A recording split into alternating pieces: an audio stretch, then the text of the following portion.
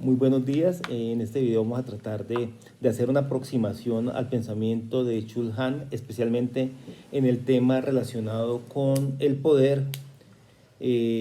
más que todo enmarcado en la sociedad occidental. Sin embargo, me gustaría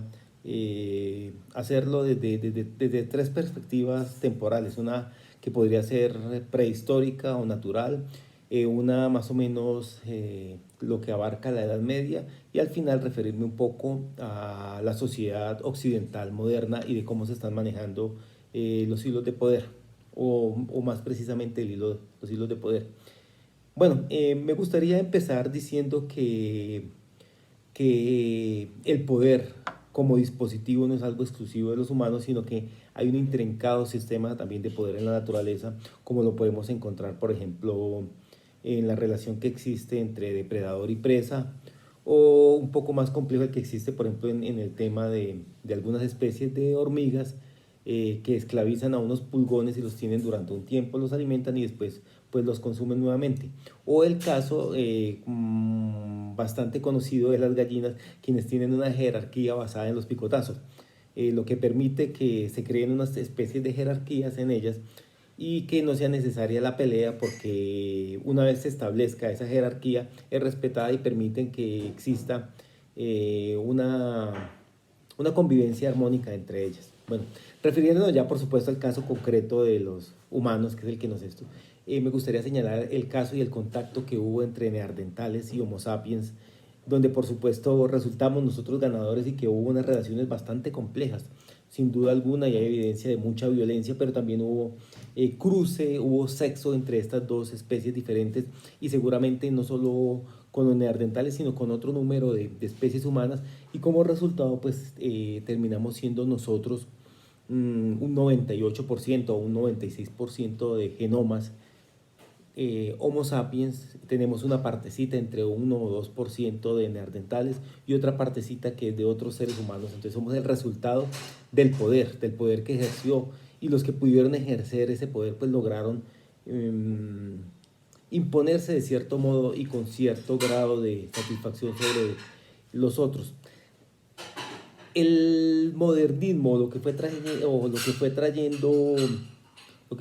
el avance de las sociedades, o la creación de las sociedades y la cultura, fue que el poder y la violencia poco a poco se fue desplazando del individuo hacia entidades estatales. Ya no era el individuo el que cobraba venganza, sino era una organización, era un rey, era un principado, era un cacique, el que podía ejercer ese poder y trataba de hacer justicia o de repartir la violencia para dar cierto grado de justicia o cierta satisfacción a las partes, y así evitar una violencia más grande. Por supuesto, una vez las sociedades fueron avanzando,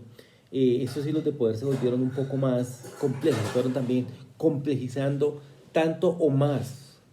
como ocurre con la misma sociedad. Entonces ya las sociedades medievales usaban dispositivos de control muchísimo más muchísimo más complejos. Ya existían espías, existían cárceles secretas donde se podían encerrar o se podía castigar al individuo o desaparecerlo, hacerlo desaparecer inclusive de la sociedad sin que los demás se quieran. Es decir, el poder se empezó a convertir un poco más en un asunto más solapado. Y en la Edad Media todavía hay grandes rasgos de violencia pública, donde se azotaba para castigar por medio del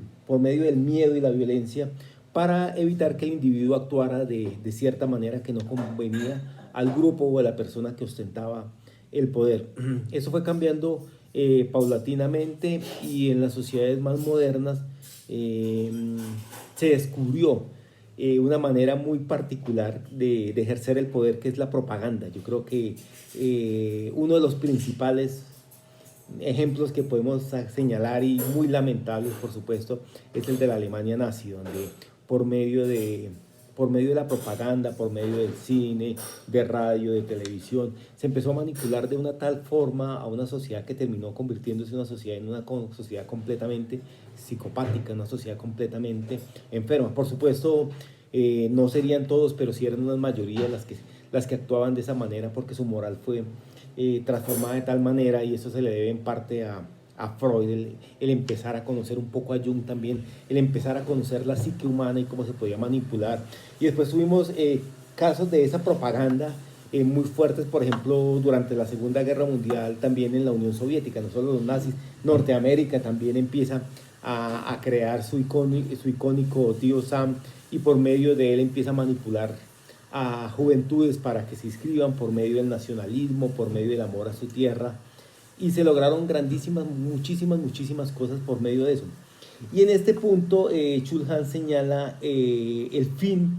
de las sociedades disciplinarias, es decir, de esas sociedades que por medio de dispositivos de control, por medio de las cárceles, de los manicomios, por medio de la represión policial, hacían o obligaban al individuo a comportarse de una manera, y lo empezaron a hacer de otra manera, por medio de armas como las mencionadas, como el de la publicidad, que terminan afectando la moral del individuo y haciendo que se comportara de alguna manera. En ese contexto, Benjamin y otros filósofos señalan que la política necesita del enemigo.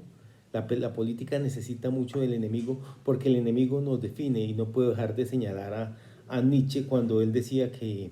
no debíamos sentirnos orgullosos por nuestros amigos, sino por nuestros enemigos, como ya señalando que el enemigo nos define. Yo pienso que no estoy de acuerdo, aunque es muy interesante y tiene cierta razón eso de que el enemigo nos define. No estoy completamente de acuerdo con ellos,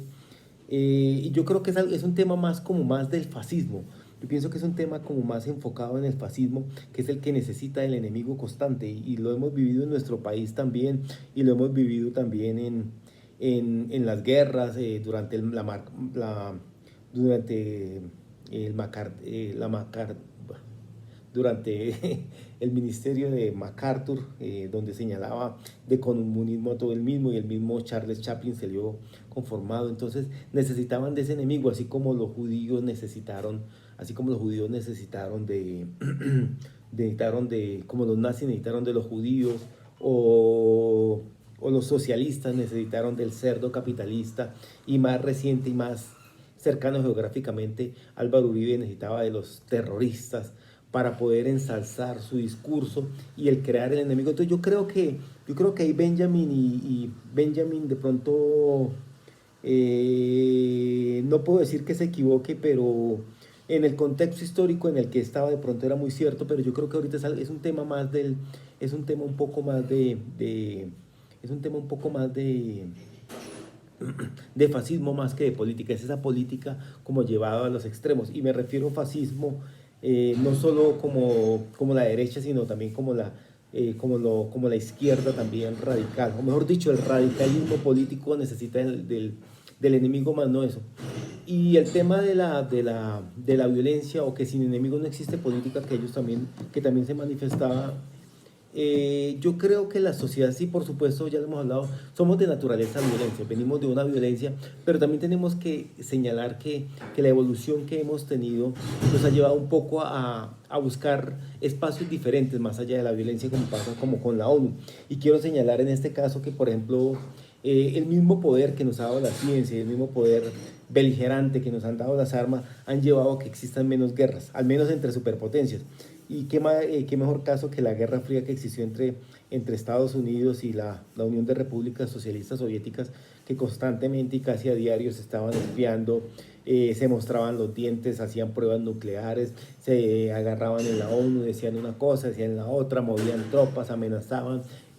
pero nunca ellos como tal se enfrentaron, llevaron la guerra a otros países, unas guerras más pequeñas de lo que pudieran haber hecho, por ese mismo miedo. Y hoy en día, por ejemplo, vemos el caso de China y Estados Unidos, que también están viviendo una suerte de guerra diplomática, también con la misma dinámica, mostrando buques nucleares, mostrándose más determinados a atacar, tratando de meterse en el patio trasero el uno del uno y el otro del otro, pero aún así no pasa esto de una muestra de diente. Entonces yo pienso que, si bien nuestra naturaleza es agresiva, somos de naturaleza agresiva, somos de naturaleza fuerte y queremos dominar al otro, también la evolución que hemos tenido y las enseñanzas que nos ha dejado las guerras mundiales y otras guerras han llevado a que también las sociedades se hayan vuelto un poco más pacíficas, que se hayan vuelto un poco un poco más tolerantes y un poco más laxas en el evitar ese enfrentamiento bélico que a todos terminaría resultando mucho más costoso que la paz.